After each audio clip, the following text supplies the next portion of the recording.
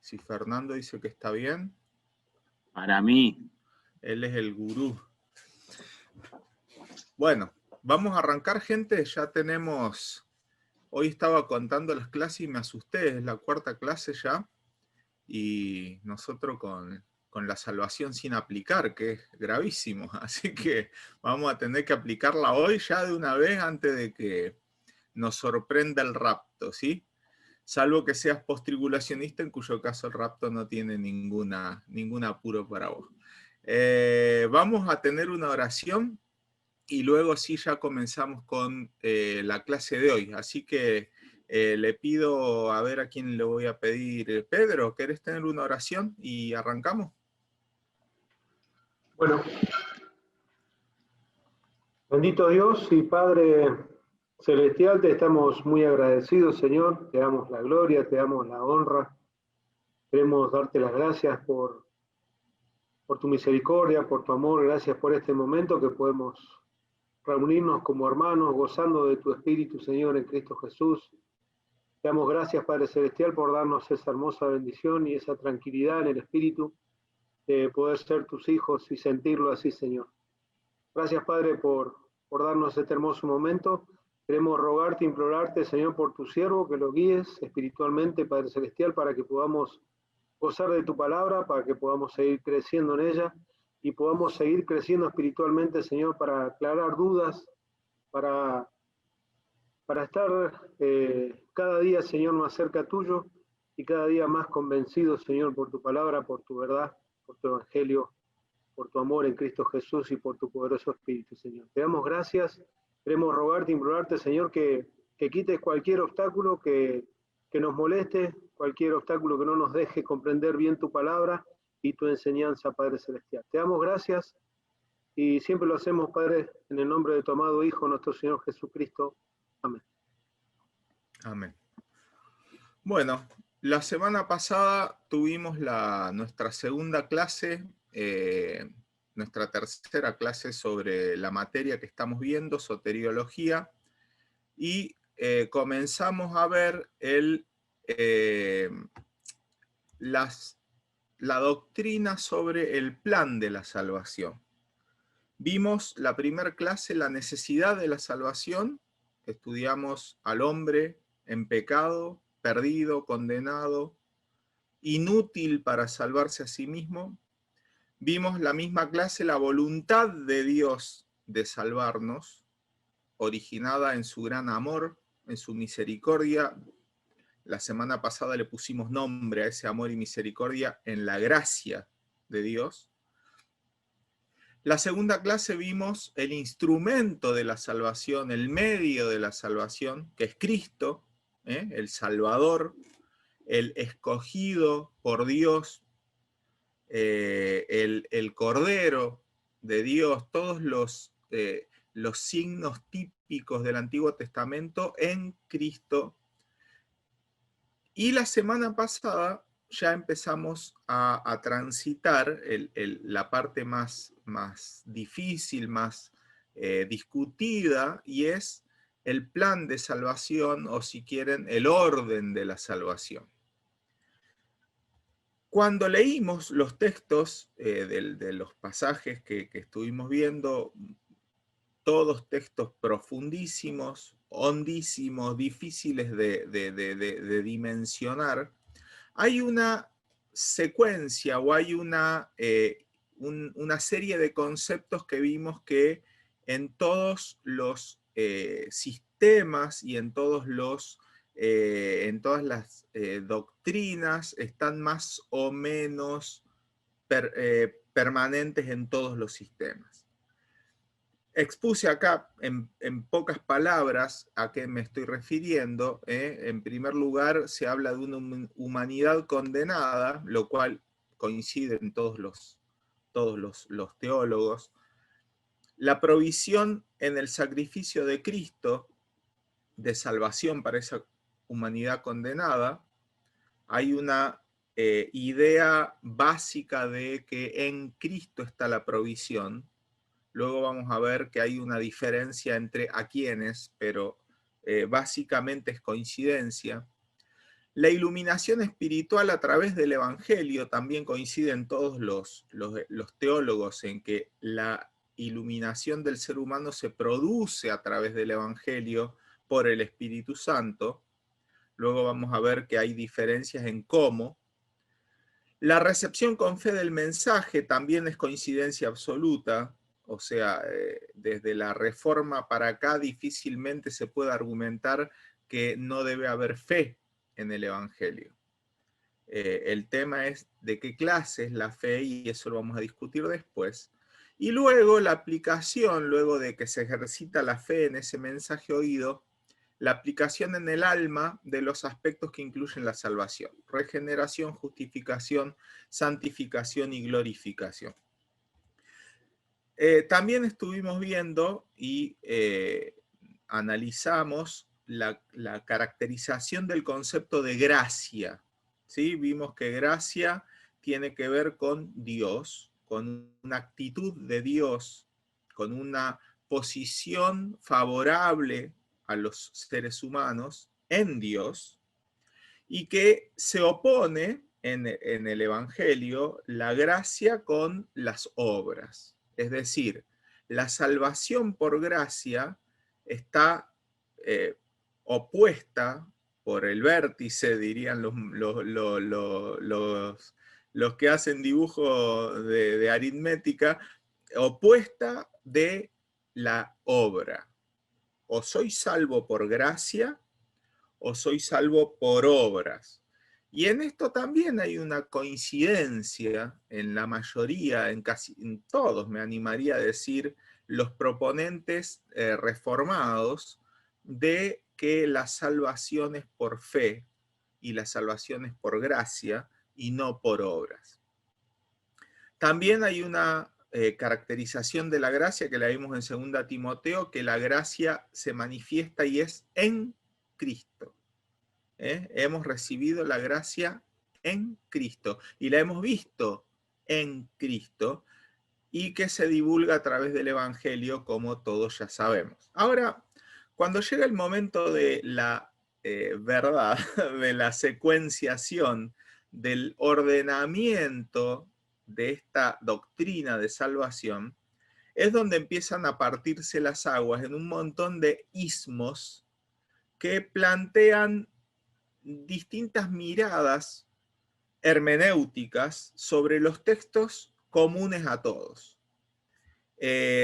Todos tienen la misma Biblia, todos tienen los mismos textos, pero la mirada hermenéutica que se le impone a esos textos les lleva a conclusiones, les lleva a exégesis, les lleva a interpretaciones que son disímiles entre ellos. Los dos primeros que tenemos ahí en la pantalla, pelagianismo y semipelagianismo, son primos hermanos, son muy cercanos. Plantean que el hombre está posibilitado de alcanzar la salvación a través de obras, cosa que fue refutada ya por el IV siglo después de Cristo, de manera tajante por Agustín.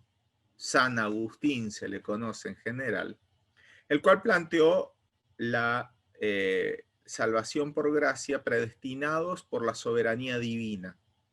Esto ustedes lo pueden buscar en cualquier manual de teología, está, incluso en el manual que tenemos aparecen algunas definiciones buenas al respecto.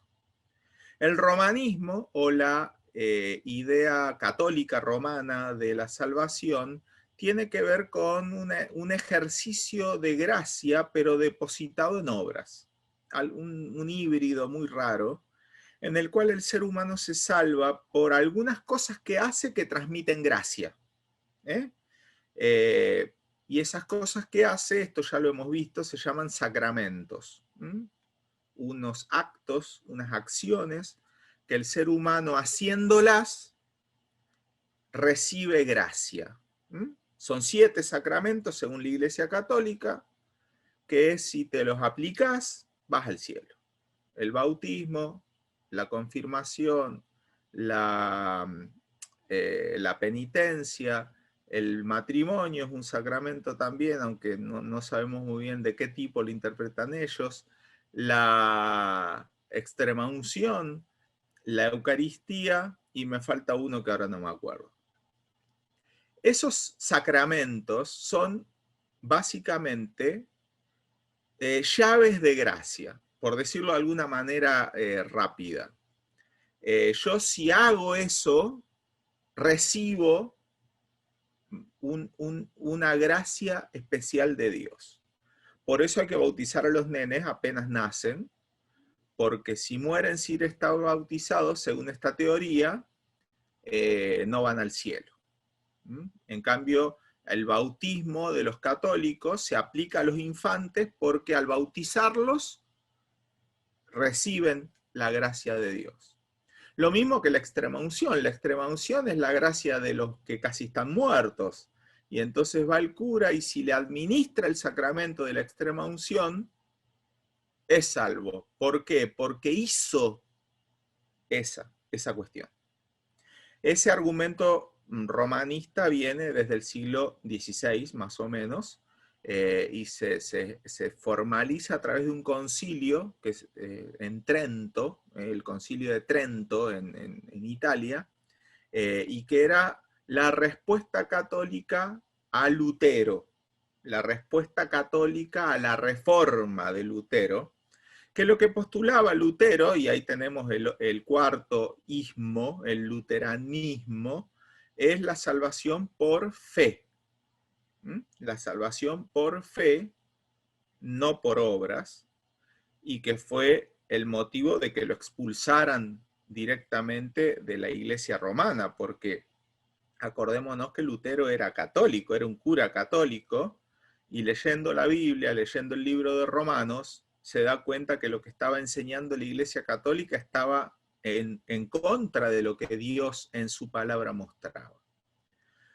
Esa lucha contra Lutero lleva al cisma de los protestantes, acordémonos, 1517 para acá, y dentro del protestantismo reformado, dentro de la Iglesia esta reformada, aparece Calvino, que también era un cura, que se convierte al Señor, y él toma su soteriología muy hermana con San Agustín, y pone el énfasis soteriológico, el énfasis en la salvación, en dos palabritas que han llegado a definir al calvinismo, que son la elección y la predestinación.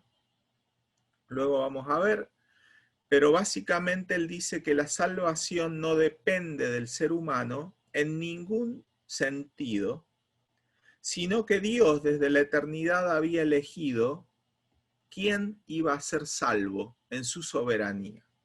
Esto lo dice Calvino en una de sus obras más importantes, que son las instituciones de la religión cristiana, y incluso él habla de una doble predestinación, porque él dice que Dios dispone quién va a ir al cielo y quién va a ir al infierno. A esto obviamente se le produce una urticaria seria en la confesión evangélica en toda Europa, y se encarna básicamente en una cabeza que es Arminio, que propone otra explicación de la salvación, no por una elección incondicional de Dios, sino a través de la recepción por fe. Pero la fe arminiana, como nos preguntó la semana pasada Juan o alguna de ellas dos, no me acuerdo quién, la salvación arminiana depende de una fe que se puede perder. Es decir, para Arminio había una posibilidad de perder la salvación si yo dejaba de ejercitar fe en Cristo. Cosa que vamos a ver no coinciden con nuestra fe. Ahora, ¿cuáles son los puntos de discusión entre estos ismos que acabamos de ver, que se han ido desarrollando a lo largo del tiempo? Hoy en día, menos pelagianos hay de todo lo otro hay. Y en las librerías uno a veces comete la compra de libros de los cuales se arrepiente después de haberlos comprado por no haber detectado su raíz soteriológica. Incluso vamos a ver cómo el libro que tenemos de manual incluye algunos conceptos con los cuales yo no estoy de acuerdo, y vamos a ver, bueno, les voy a decir mi opinión al respecto. Un punto de discusión, y el primero tiene que ver con la idea de la depravación total. ¿Se acuerdan que vimos la primera clase? Que el ser humano desde Adán para acá está corrompido por naturaleza. Habíamos visto que el ser humano no es pecador porque peca, sino que peca porque es pecador. Tenemos dentro ya una ley, Pablo dice, la ley de la carne o la ley del pecado, que nos lleva a cometer el pecado aún sin quererlo, o aún sin mentalmente desearlo, aún sin decidir, casi como un reflejo, sale el pecado de adentro. El Señor Jesús lo dijo muy claro cuando habló de lo que contamina al hombre, y dice, de dentro del corazón del hombre salen, y nombró los malos pensamientos, las fornicaciones, los adulterios, todo lo malo que hay en el mundo y que contamina al hombre, dice el Señor, sale de dentro, lo tenemos adentro. Ahora, la discusión teológica viene al grado de corrupción que tiene el ser humano. Calvino dice que el ser humano está depravado totalmente. Totalmente. ¿Qué quiere decir? Que de ninguna manera puede acceder a recibir, a creer, a volverse a Dios. En cambio, Arminio decía que había en el ser humano, a pesar de estar corrompido, capacidad de responderle a Dios, capacidad de darse vuelta hacia Dios, capacidad de creer, básicamente, en el Evangelio. Esta discusión ya la vimos nosotros en la clase número 1, cuando vimos que el tema de la depravación total se basa mucho en una exégesis muy seria de una figura de dicción que es el muertos, ¿sí? Y habíamos visto ya que muertos es una manera de describir figurativa al estado del ser humano, pero que no es homologable a la muerte física como Calvino lo hace, sino que estamos hablando de la separación espiritual. Y esa muerte espiritual, esa no comunión, si lo quieren expresar por términos negativos, lleva a una idea, conlleva una idea de que es algo de lo cual Dios quiere que el hombre salga. Dice el Señor, hablando de Jerusalén, extendí mis manos, te llamé, ¿sí? Te llamé. Dios hablándole al pueblo de Israel a través de Isaías, todo el día extendí mis manos a un pueblo rebelde y contradictor. Ahora, ¿para qué voy a extender mis manos y llamar a alguien que no puede volverse a mí? Y acá el calvinismo cae en un juego lógico nefasto para mi gusto, en el cual plantea que lo hizo para que el que está perdido no tenga excusa o no tenga forma de acusar a Dios de que no le predicó el Evangelio. Lo cual me parece de cuarta, es un razonamiento hiperlógico pero nocivo, cuando yo digo, bueno, yo le di la oportunidad de correr, pero está paralítico, pero yo le di la oportunidad. Esa idea de la depravación total sería la misma. Una persona que está imposibilitada de acceder a algo y que no puede, por lo tanto, acceder a aquello a lo cual se lo invita. Esa es la idea calvinista de Ítalo Calvino, del primer Calvino, a la depravación del ser humano. ¿Cómo respondemos a esto? ¿Cómo medimos esta cuestión? Porque nosotros tenemos que ver si hay o no capacidad de creer en el ser humano. Si no hay capacidad de creer en el ser humano y por lo tanto la depravación es total, la caída es total, hay una idea que le sigue, que es el punto 2 que tenemos aquí, es por quienes murió Cristo. Porque si el ser humano está totalmente perdido y Dios eligió a algunos, como el calvinismo dice, para salvación, la redención, la obra salvadora de Cristo, se convierte en limitada. Cristo murió por los que iban a ser salvos. Esta idea está atada necesariamente a una elección, y está en el punto 5, incondicional. Voy a resumirlo rápidamente. La idea calvinista se expresa en 5 puntos, ¿sí? 5 puntos. Primero, total depravación. La depravación total. Segundo, la idea de una redención o una elección incondicional. Tercero, la redención de los elegidos. Cuarto, el llamamiento o la gracia irresistible. Y quinto, la perseverancia de los santos. Esos 5 puntos del calvinismo, esos 5 puntos, en inglés las siglas iniciales son TULIP, tulip, y también se le conoce como el tulipán. Y hay muchos libros hoy en día de autores evangélicos que están defendiendo que esta es la manera legítima de interpretar la soteriología bíblica.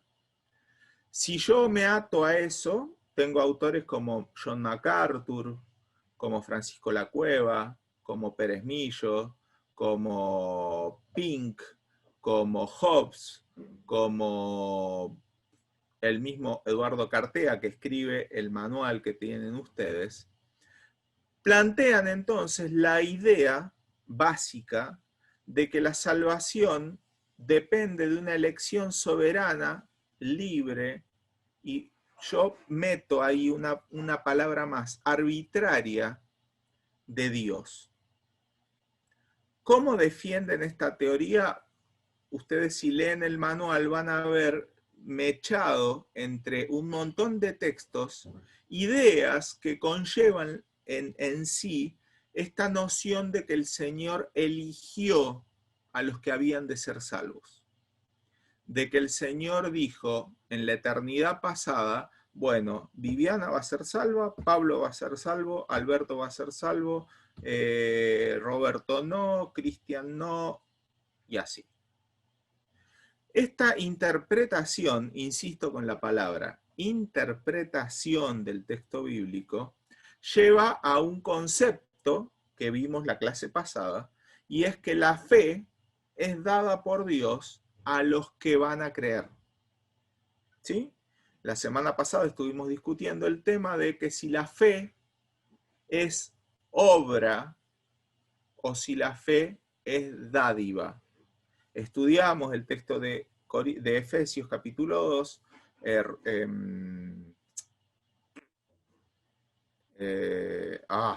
se me borró tu nombre.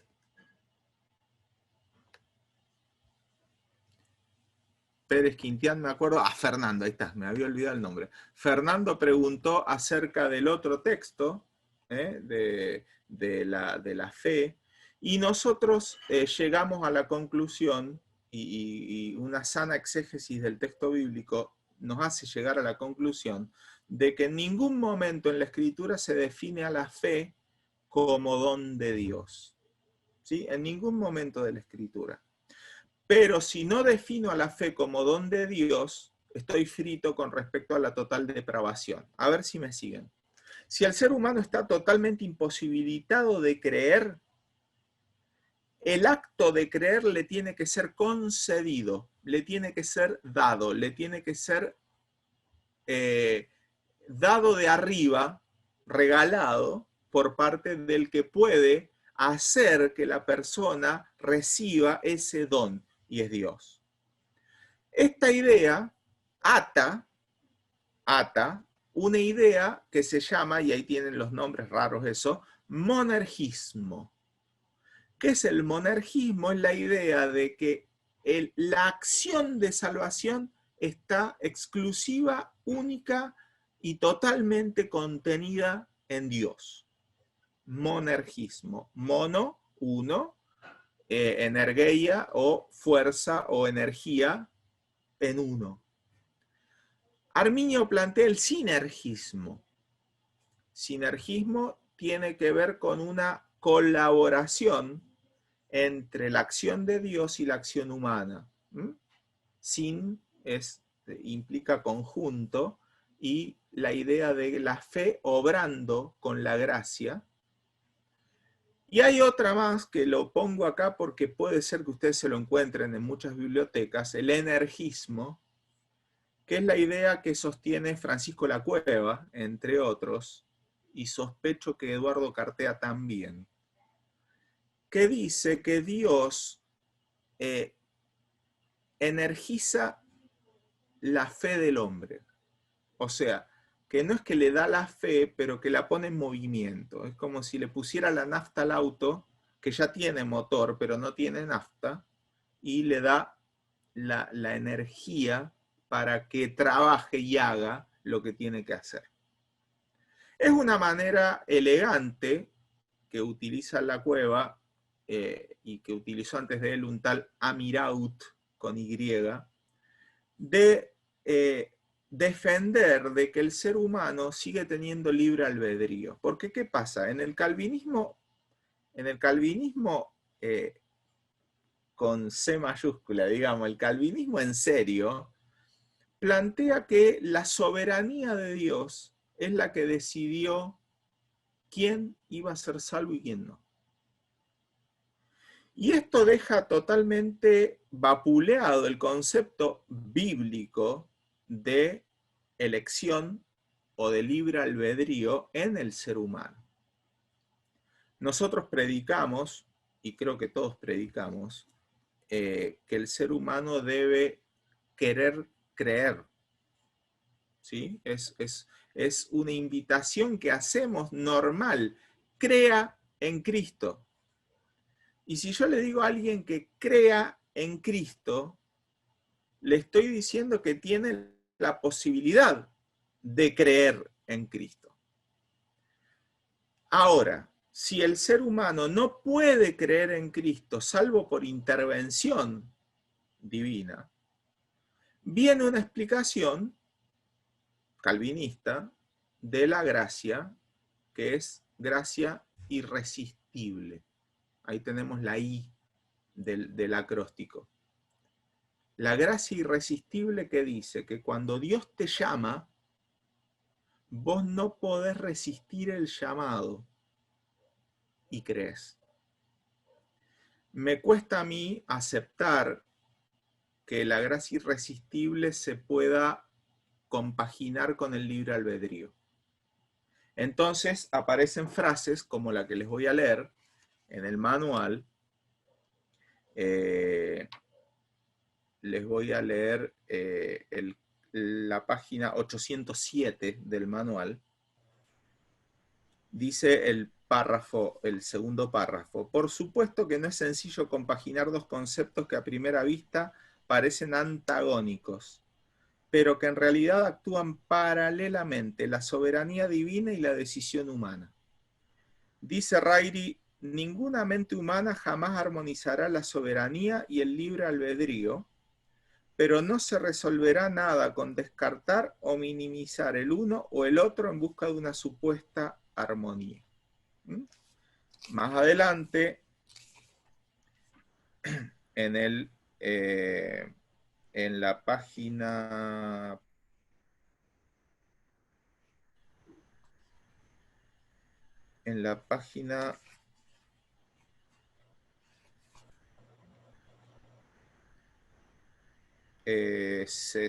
827, dice, bajo el punto 5.3, iluminación, dice: la obra de convicción se produce en la conciencia del pecador por la acción de la palabra de Dios, ya sea leída u oída.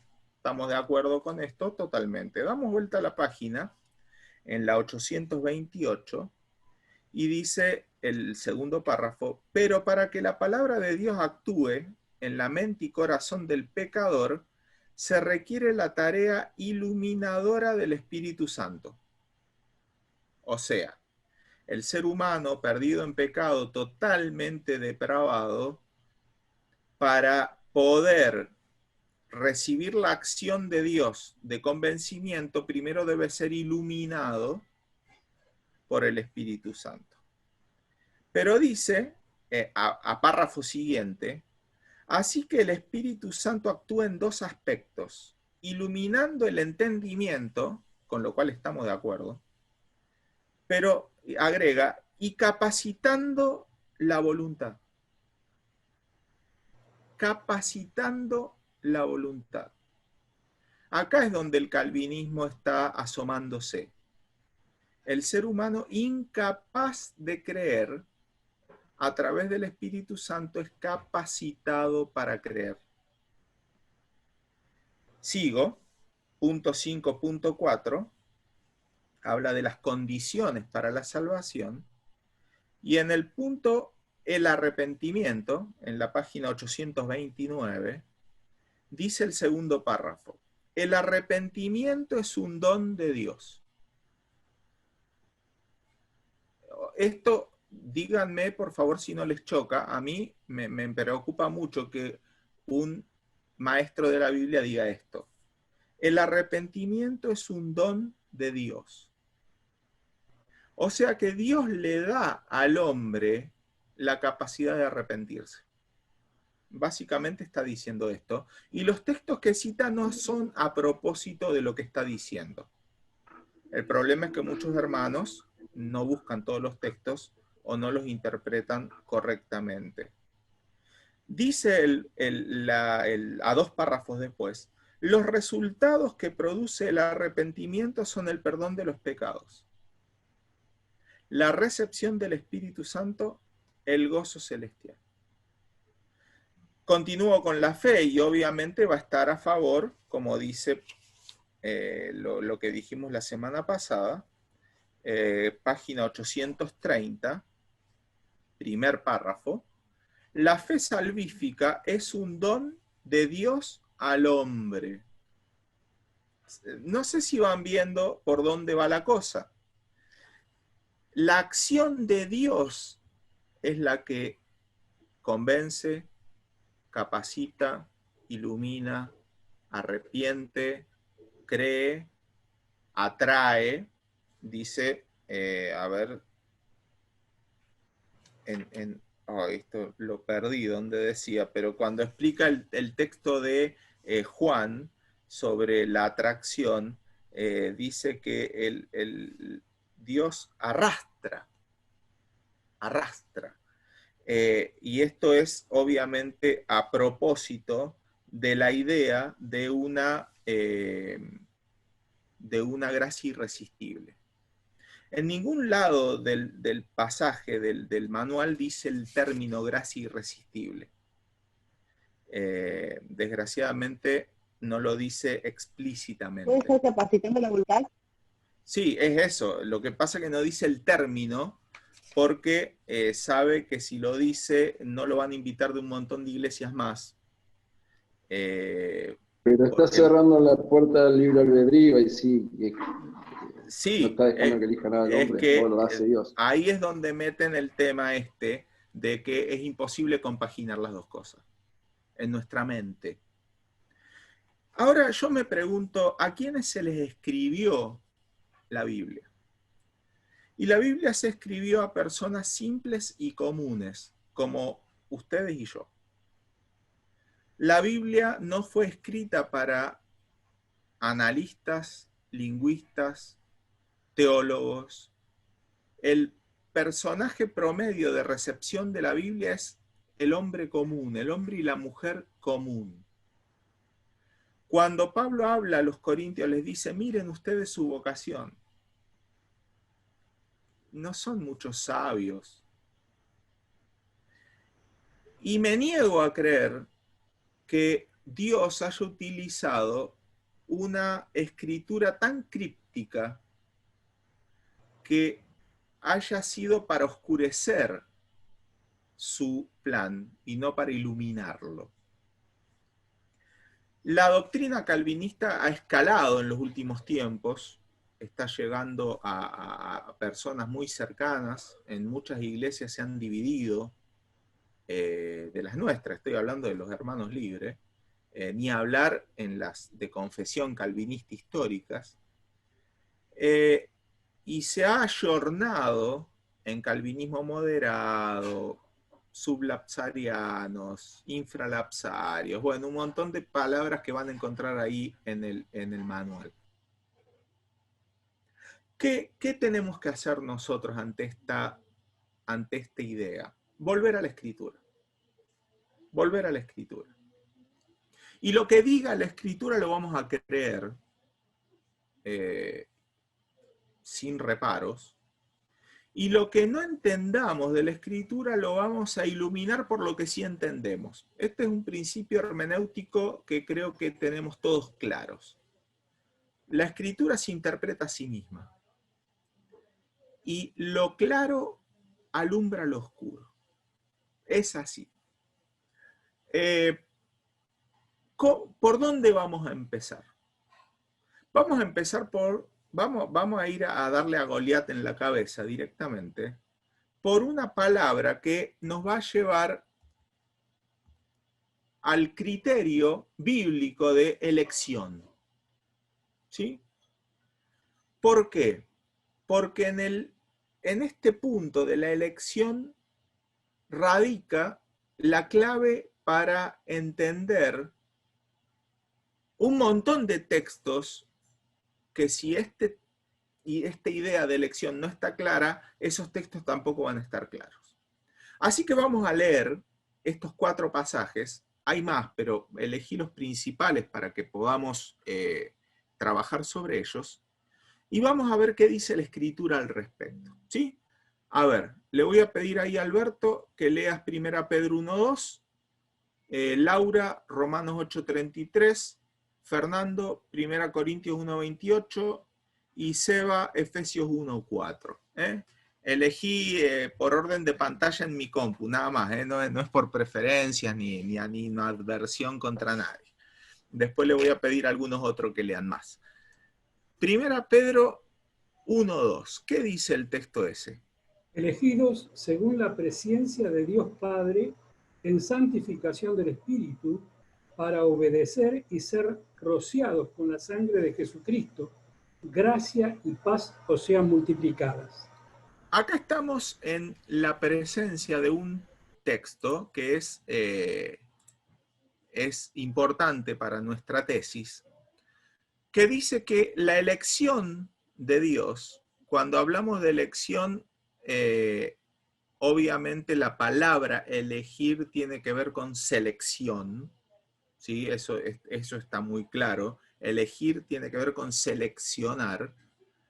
Y seleccionar tiene que ver con un universo del cual yo elijo algo. O sea, necesariamente, si elijo, dejo afuera. Es la cuestión. Si tomo todo, no elegí nada. O sea, no hay elección si agarro todo. Y si elijo, dejé afuera algo sin elegir. Ahora dice el texto acá que esa elección es según la presciencia de Dios Padre. Yo les dije el primer día nomás que hay asuntos que escapan a nuestra comprensión. Y uno de los asuntos que escapan a nuestra comprensión es la idea de eternidad de Dios. Lo decimos, Dios es eterno, pero no lo comprendemos, porque nosotros no tenemos experiencia de eternidad. El ser humano experimenta y razona a partir de su experiencia. Elucubrar sobre la eternidad de Dios, sobre la infinitud de Dios por parte de seres finitos es por lo menos simpático. Sí, simpático. Y cuando más es soberbio. No podemos nosotros hablar de la eternidad de Dios. Pero podemos asomarnos un cachito y ver que Dios conoce Esto lo vimos el primer día. Dios conoce todas las cosas. Habían teorías, ¿se acuerdan que hablamos de los futuribles y todas esas cuestiones? Y esa omnisciencia de Dios la podemos asociar con dos ideas. Primero, la idea de previsión, ¿sí? Previsión, prever, que en la Biblia se le traduce en varios textos como conocer de antemano. Conocer de antemano. ¿Se acuerdan cuando Pedro habla en su discurso y dice, a este Jesús entregado por el determinado consejo y anticipado conocimiento de Dios, prendisteis y matasteis? ¿Se acuerdan de ese texto en Hechos? El anticipado consejo, es decir, Dios lo sabía, Dios lo dispuso de antemano y previo conocimiento, anticipado conocimiento. Esa idea de presciencia, aquí dice que es según la cual Dios elige. No dice que elige porque tal cosa va a pasar. Ni tampoco dice, como dicen los calvinistas, que porque elige va a pasar. ¿Sí? Porque el calvinismo, el ultracalvinismo, el de Calvino, pone en la soberanía de Dios lo bueno y lo malo. Esto llega a conclusiones inesperadas en Calvino, de escribir que la caída del hombre fue estipulada por Dios, lo cual le llevó un montón de problemas a Calvino con sus contemporáneos respecto a la idea de que Dios entonces es el autor del pecado. Si todo lo que sucede porque Dios lo dispone así, el fatalismo de los estoicos, y esto estamos a palo y palo. Ahora dice acá, según. Es decir, que la presciencia de Dios, el previo conocimiento de Dios y la voluntad electiva de Dios actúan en forma conjunta, concomitante, juntas van. No van separadas ni antecesor y sucesor, según, van una con la otra. Luego habla de la manera en la cual se aplica y habla de la santificación del Espíritu, la obediencia a la palabra y el rociamiento de la sangre de Cristo. Pero la idea acá, estamos hablando de la elección, nos anticipa que la elección se produce según su presciencia. Romanos 8:33 agrega algo más. ¿Qué dice Romanos 8:33? ¿Quién acusará a los escogidos de Dios? Dios es el que justifica. Léete antes, me salté algo ahí. A ver, Romanos 8:33. ¿El 29? Sí, lee desde el 28, lee hasta el 33. Y sabemos que a los que aman a Dios todas las cosas les ayudan a bien. Esto es, a los que conforme a su propósito son llamados. Porque a los que antes conoció también los predestinó para que fuesen hechos conformes a la imagen de su Hijo, para que Él sea el primogénito entre muchos hermanos. Y a los que predestinó, a estos también llamó, y a los que llamó, a estos también justificó, y a los que justificó, a estos también glorificó. ¿Qué pues diremos a esto? Si Dios es por nosotros, ¿quién contra nosotros? El que no escatimó a su propio Hijo, sino que lo entregó por todos nosotros, ¿cómo no nos dará también con Él todas las cosas? ¿Quién acusará a los escogidos de Dios? Dios es el que justifica. Fíjense que aquí la idea de elección, la palabra acá se traduce como escogidos, es la misma idea, ¿sí?, de elección, está antecedida en el verso 29 por conoció, ¿sí? A los que antes conoció, los predestinó. En ese conocer en ese conocer, el calvinismo pone eligió. Es decir, el calvinismo lee a los que antes eligió, a esos predestinó. Sin embargo, ahí no dice a los que antes eligió, ahí dice a los que antes conoció. Si ustedes se fijan en el manual, en la página... ¿En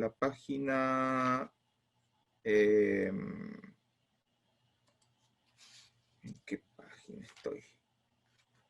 Me confundo con los de los del PDF. Bueno, ya lo voy a encontrar. Cuando habla de este texto, justamente, dice que eligió. Eligió. En lugar de decir conoció, le ponen al lado eligió. ¿Por qué ponen al lado eligió? Porque necesitan que Dios elija antes de predestinar. El sistema se cae si Dios no elige antes. Y el que lo encuentre me avisa en el manual. Cuando habla de este texto, justamente lo pone y dice que eligió, pero como siempre pasa, justo ahora no lo voy a encontrar como corresponde. No sé si es el de la página 807 que decís, Pablo.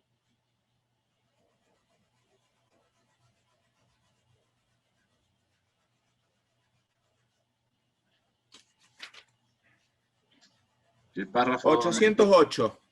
808. Fíjense lo que dice el primer párrafo. A los que antes, y explica, de antemano, conoció, y entre paréntesis, escogió. ¿Sí? Pero conocer y escoger no son sinónimos. Conocer y escoger no son sinónimos. Sin embargo, aquí se vierte y para sostener una tesis, otra palabra. Ahora, ¿qué dice el texto 33? ¿Quién elige? Dice, escogidos de Dios. O sea, primera cosa, no tenemos duda de que la elección la hace Dios. Segunda cosa, no tenemos duda de que la elección de Dios es según su presciencia. Tercer cosa, 1 Corintios 1:28, ¿qué dice ahí? Y lo vil del mundo y lo menospreciado escogió Dios, y lo que no es, para deshacer lo que es. Ahí tenemos una intención en la elección. Y noten que a quienes escoge Dios, a lo vil, a lo menospreciado, a lo que no es. ¿Sí?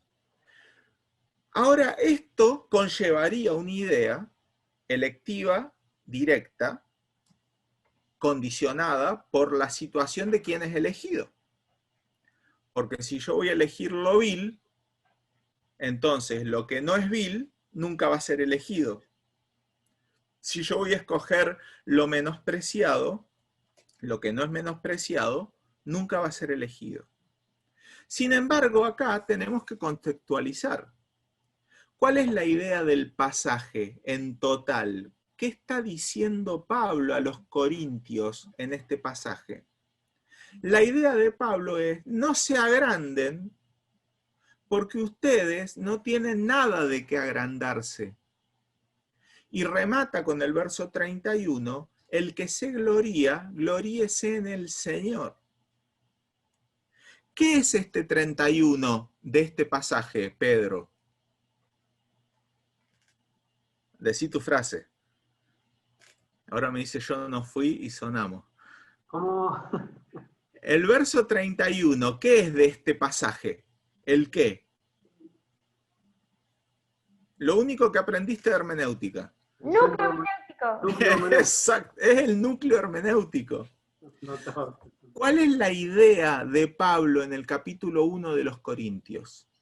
Es dejar claro que el ser humano no tiene nada nada que enarbolar como gloria delante de Dios. Los corintios estaban creídos de algunas cosas, de que ellos eran algo, y Pablo va a llegar a eso en el capítulo 9, pero ahora empieza a machacar y a achar cualquier pretensión de gloria por parte nuestra. Y empieza directamente en el versículo 18 que la palabra de la cruz. En el verso 19 dice que la sabiduría de los sabios y desecha y destruye el entendimiento. En el versículo 20 pregunta, ¿dónde está el sabio? En el versículo 21 dice que la sabiduría, el mundo no conoce a Dios en la sabiduría del mundo. En el versículo 22 habla de que los griegos buscan sabiduría. En el verso 23 dice, nosotros predicamos a Cristo. O sea, va separando lo que el mundo va considerando como sabio, y acordémonos, le está escribiendo a griegos. Ojo, le está escribiendo a griegos que tenían la sabiduría como la gran cosa, la cuna de la filosofía, Grecia, y les dice, la sabiduría del mundo no tiene nada que hacer ante Dios. Miren ustedes lo que son. Y ahí entra el verso 27, lo que Dios escoge. Lo que Dios escoge. Lo necio, lo débil, lo vil, lo menospreciado. Ahora, ¿qué significa esta idea? Que Dios escogió a quienes. No es esa la idea de Pablo, es al revés. Es que si yo soy de los escogidos, estoy dentro de este catálogo, de lo necio, de lo vil, de lo débil, de lo menospreciado. Ahora les pregunto, ¿fuera de ese universo hay algún ser humano? ¿Hay algún ser humano que no sea necio, que no sea débil, que no sea menospreciado o que no sea vil? Claro que no. Ningún ser humano podría encajar como sabio. Ningún ser humano podría encajar como digno. Ningún ser humano podría encajar como fuerte. Delante de Dios, todos. Y de entre ellos Dios escogió, según su presciencia, de acuerdo a su voluntad, gente. Por lo tanto, no me puedo gloriar porque no tengo de qué gloriarme. Esto sigue en el capítulo 2. Efesios 1:4 termina de dar el balazo de gracia, el golpe de gracia a esta interpretación de la elección. ¿Qué dice Efesios 1:4?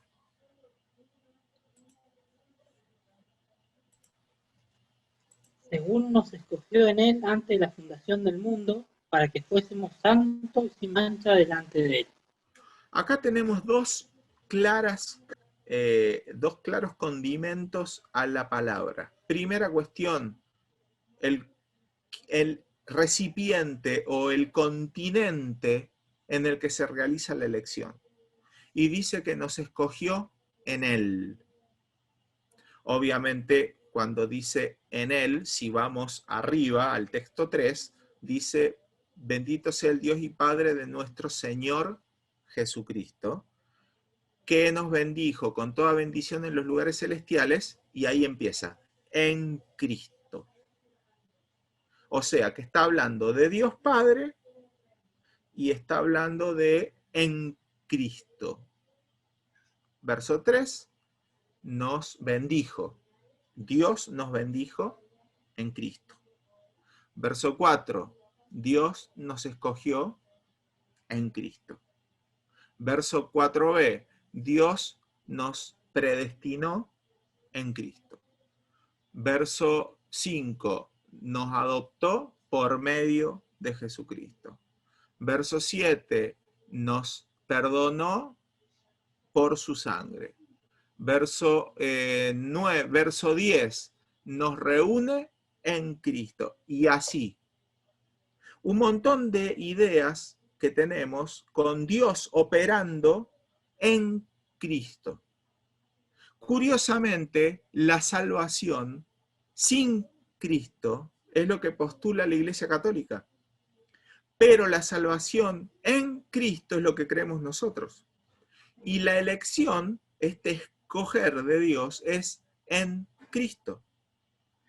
Ahí viene la triple interpretación, la triple posición respecto de la elección. Hay una noción o hay una corriente que dice que la elección está basada, y acá tenemos el primer artículo, la elección basada en la previsión. ¿Qué dice esta teoría o esta posición? De que Dios miró en el tiempo a quienes iban a creer y los eligió. Es decir, que la elección se dispuso bajo la previsión de quienes íbamos a creer. Ah, Fernando iba a creer, entonces lo elijo. Laura va a creer, entonces la elijo. ¿Sí? La segunda posición, opuesta a la primera, es que la elección está basada en la soberanía de Dios, que Dios antes de que hiciéramos nada, nos eligió. Entonces voy a crear a Laura y ella va a ser salva, y lo voy a crear a Pablo y él no va a ser salvo. Ahora, ninguna de las dos posiciones, de estas dos teorías, de estas dos doctrinas, de estas dos interpretaciones, satisface completamente el texto bíblico. Porque si está basada en soberanía, como es lo que plantea Cartea, con nombres y apellidos, y sin hacer lugar a la previsión, está en contra de 1 Pedro. Y si está basada en la previsión, sin hacer caso de la soberanía de Dios, contradice a Efesios 1:4 y a Romanos capítulo 8. Entonces viene la tercera interpretación, que es a la que yo adhiero, y es la elección en Cristo. No tiene un nombre en los libros, yo le puse, pero esto es mío nomás, no lo diga muy fuerte, la elección situacional o corporativa. ¿Qué dice esta interpretación? De que Dios eligió a los que iban a estar en Cristo. Noten que todos los pasajes que leímos tienen una intencionalidad en la elección. Nos eligió para creer, nos eligió para ser rociados, nos eligió para ser justificados, nos eligió para ser adoptados. Cada una de estas elecciones, si la pienso en Cristo, todos los textos cierran, porque en Cristo somos justificados, en Cristo somos adoptados, en Cristo somos santificados, en Cristo somos glorificados. Pongo un ejemplo.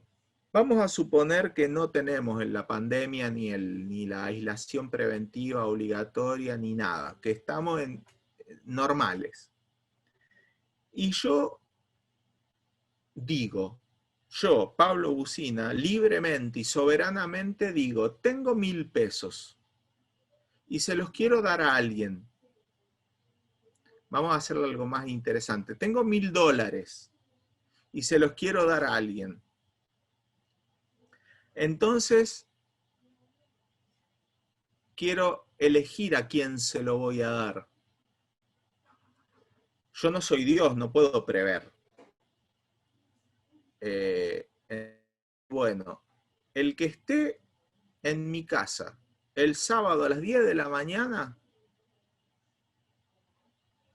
ese va a ser el que reciba los $1000.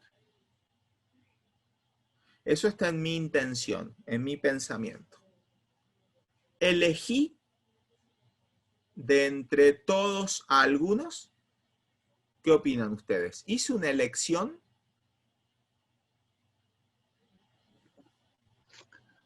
Yo contesto otra cosa, son 11 Fernando. y 20. 11 y 20 para que manejen los tiempos. nomás. Sí, ahora contestame, Fernando. ¿Elegí o no elegí? Sí, Hice una elección. Lo que no hice fue elegir a una persona con nombre y apellido. Pero decidí que de entre todo el universo de seres humanos, el que estuviera en mi casa a las 10 de la mañana, ese va a recibir lo que yo tengo para darle. Pero si hay 25, bueno, serán 25. Y si hay uno, será uno. Y si no hay ninguno, no hay ninguno.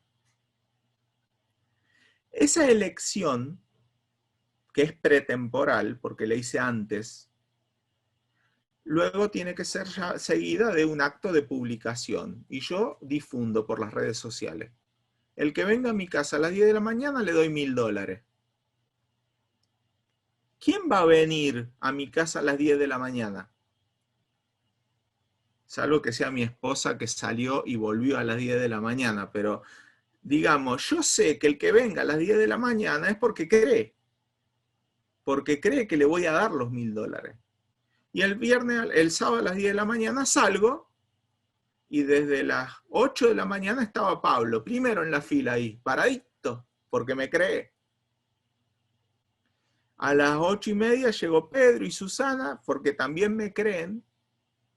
Y Laura vino, pero Silvia no, porque Silvia dice, no, ¿qué te va a dar ese? Si es más pobre que las pulgas, quédate durmiendo. Y Laura dice, no, si mi tío lo dice, yo le creo, y viene. Entonces ellos son mis elegidos. ¿Elegidos por qué? ¿Por lo que hicieron? En parte hay una elección que incluye lo que hicieron, pero yo elegí antes de que lo hagan. Y ahí está la elección de Dios en Cristo. ¿Quiénes van a ser salvos cuando el Señor llame? A los que están en Cristo. ¿Quiénes son perdonados? Los que estamos en Cristo. ¿Quiénes son glorificados? Los que hemos sido glorificados y vamos a ser glorificados en Cristo. No hay nada que escape de la órbita de Cristo. Pablo, ¿Quién habla? Seba, dale. te hago un comentario. Ahí en ese caso, por ejemplo, Sí. el arminiano diría que el ir a tu casa sería una obra. No, eso lo diría el calvinista. El calvinista, perdón. Sí, el calvinista diría, pero yo estoy haciendo una metáfora, no estoy actuando en sinónimo con lo que pasa en el plan de salvación. ¿Sí? ¿Por qué? Porque yo no preveo. Sí, pero, o sea, Sí, entiendo. Que, claro, para un calvinista, si yo supedito la elección a que venga, obviamente es una obra. Pero esto es un ejemplo nomás que estoy dando, una metáfora, una parábola. ¿Qué pasa si vamos a pensar ahora en Dios? Si Dios eligió en Cristo, ese recipiente, ese continente, ese lugar, ¿sí? No me gusta decir lugar, pero el Señor es en quien yo tengo que estar para ser salvo. Romanos capítulo 6 habla de un bautismo. Hemos sido bautizados en Cristo. Nos metió en Cristo Dios para salvarnos. Porque el escogido es Cristo. Él es el elegido. Nosotros somos elegidos en función de Cristo, por Cristo, en Cristo. ¿Cómo obra esto entonces en todo el hilo soteriológico? Lo que sigue a la palabra elegir es predestinar. Predestinar es una palabra griega que significa destinar de antemano. Es igual que en castellano, básicamente son dos palabras, una preposición y una palabra raíz, y es destinar de antemano. ¿Para qué se nos destinó? ¿Para qué se nos predestinó?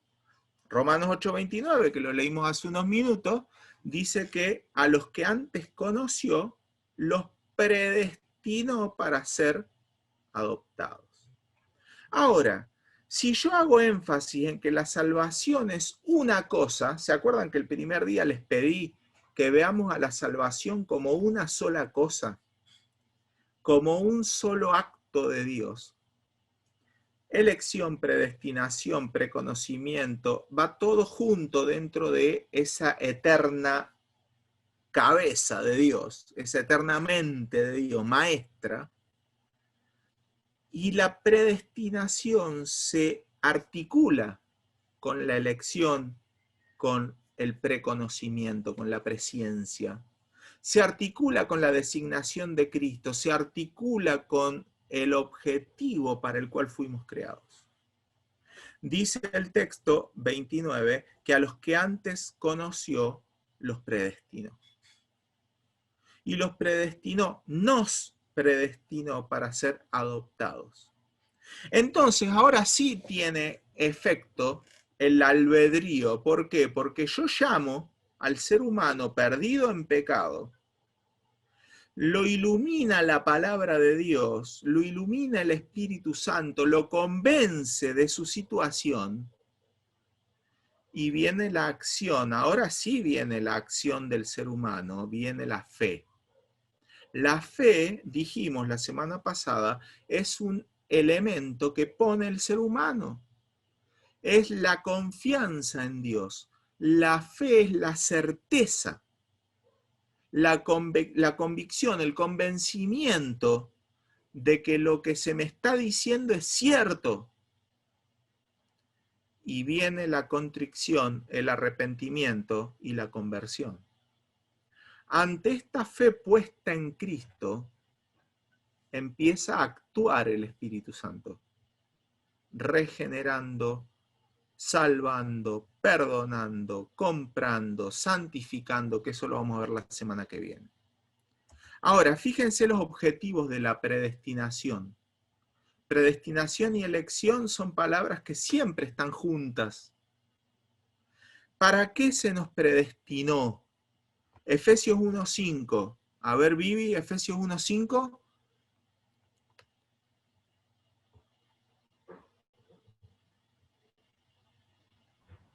En el amor, habiéndonos predestinados para ser adoptados hijos suyos, por medio de Jesucristo, según el puro afecto de su voluntad.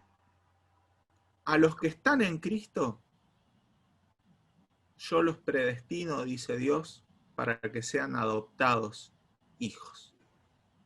Segundo, 1:11. A ver, ¿quién está ahí?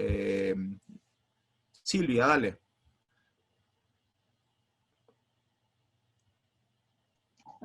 En él asimismo tuvimos herencia, habiendo sido predestinados conforme al propósito del que hace todas las cosas según el designio de su voluntad. Y el 12. A fin de que seamos para alabanza de su gloria, nosotros los que primeramente esperábamos en Cristo. ¿Cuál es el objetivo de la predestinación? Que seamos para alabanza de su gloria. Esto lo dijimos el segundo día. Cuando en la eternidad se nos vea en el cielo, todos los seres eternos, celestiales, celestiales, van a alabar la gracia de Dios. Nosotros somos hoy para alabanza de su gracia, para alabanza de su gracia.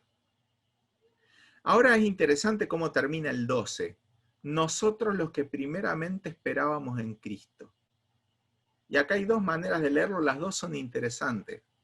Una, que Pablo está hablando del futuro y esperábamos en Cristo es el ahora. Y la segunda es el esperábamos en Cristo como si Dios en su presciencia ya nos hubiera visto en Cristo desde antes de la fundación del mundo. Y ahí se explica el texto de Hechos, de que creyeron todos los que estaban ordenados para salvación. ¿Ordenados en dónde? Ordenados en Cristo, en fila, discúlpenme la metáfora, haciendo fila. en Cristo. Hay una idea aquí de predestinación previa al tiempo, articulada con la presciencia, que rebota en gloria para él. La alabanza de su gracia, o de la gloria de su gracia, o como dice otra traducción, la alabanza de su gloriosa gracia. Cualquier traducción va diciendo centralmente lo mismo. Y el último dice que se nos predestina para ser hechos conforme a la imagen de Cristo. Romanos 8, 28 y 29, que lo habíamos leído hace un rato, dice, a ver, Félix, ¿lo tenés?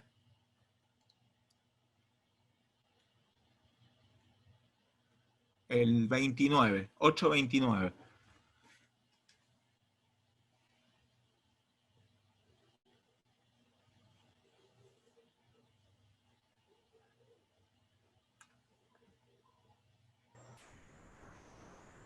Ahora sí, Pablo, a ver. Dale.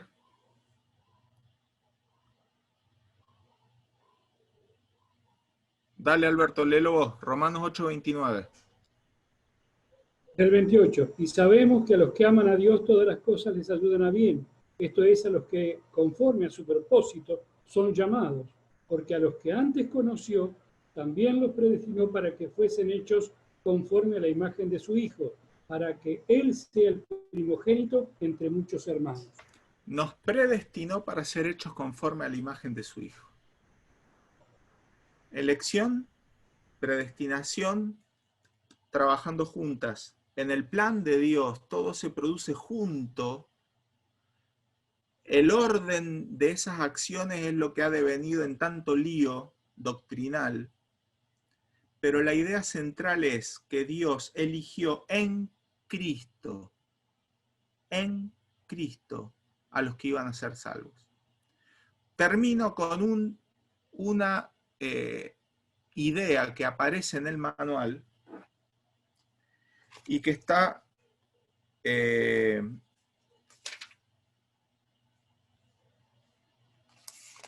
la página 809, porque el llamamiento que Dios hace se produce en función de lo que Dios dispone. Y habla, en la página 809, el segundo punto de los ítems esos que hay ahí, dice que el llamamiento es individual. Individual. Y cita a Juan 10:3, que habla del pastor que a las ovejas llama por nombre. Esto es hiperliteralizar la interpretación de una parábola, de un símil, que vimos nosotros ya en hermenéutica, que es una hermenéutica incorrecta. Cuando le extremo la interpretación al detalle más pequeño, y en función de un detalle, de una ilustración, hago una doctrina, estoy en serios problemas. Porque en otros pasajes claramente se habla de que Dios llama a todos los hombres. Dios llama a todos los hombres. Entonces, ¿cómo lo contextualizan? Bueno, dicen, hay un llamamiento general y hay un llamamiento personal. Y a ese llamamiento personal le ponen un adjetivo que no encuentro en la Escritura en ningún lugar, que dicen que el llamamiento, página 808 al final, que ese llamamiento es personal, particular y acá viene el problema, eficaz. Y esa idea de eficaz significa que al que Dios llama no puede resistirse al llamado, lo cual contradice multitud de textos en los cuales el ser humano se resiste.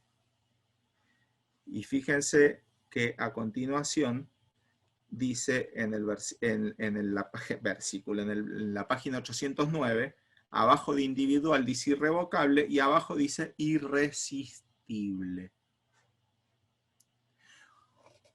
Esto es un problema para predicar. Si uno predica en función de esto, ¿qué predico? ¿Cómo invito? ¿Con qué buena fe? Y esto Cartea lo aclara, dice, esto es de buena fe. Yo no veo buena fe en una predicación que al que estoy invitando a que crea sé que no puede creer y que va a creer de todas maneras porque está predestinado, y esto es un fatalismo que me niego a aceptar, porque contradice el texto bíblico de que el que venga a mí será salvo. Y ellos dicen, sí, pero si el Padre no lo trae, no va a venir. Claro, pero esa es parte de una ilustración.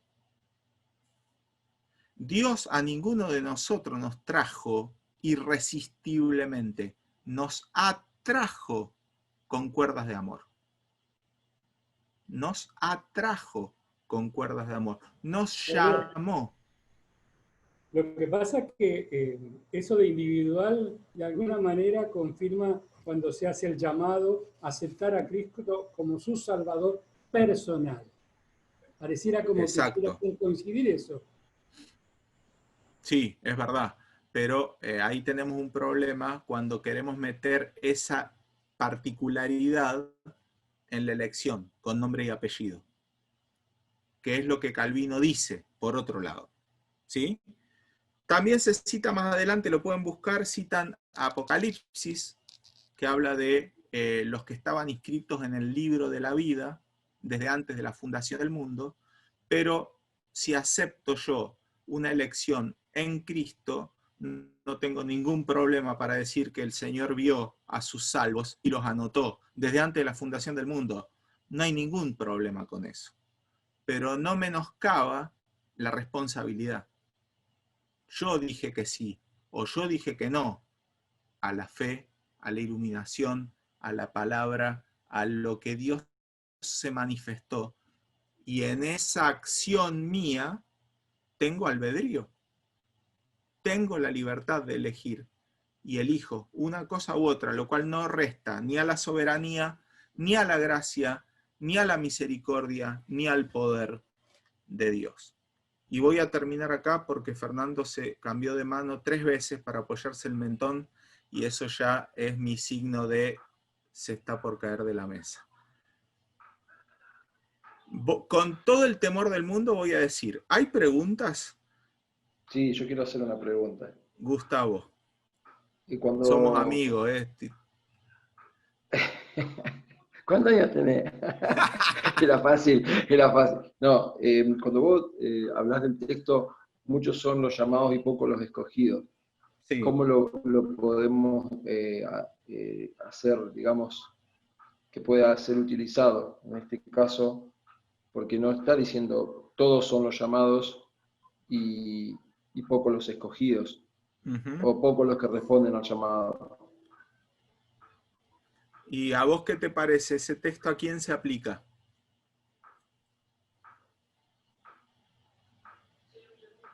Nos acordamos el contexto.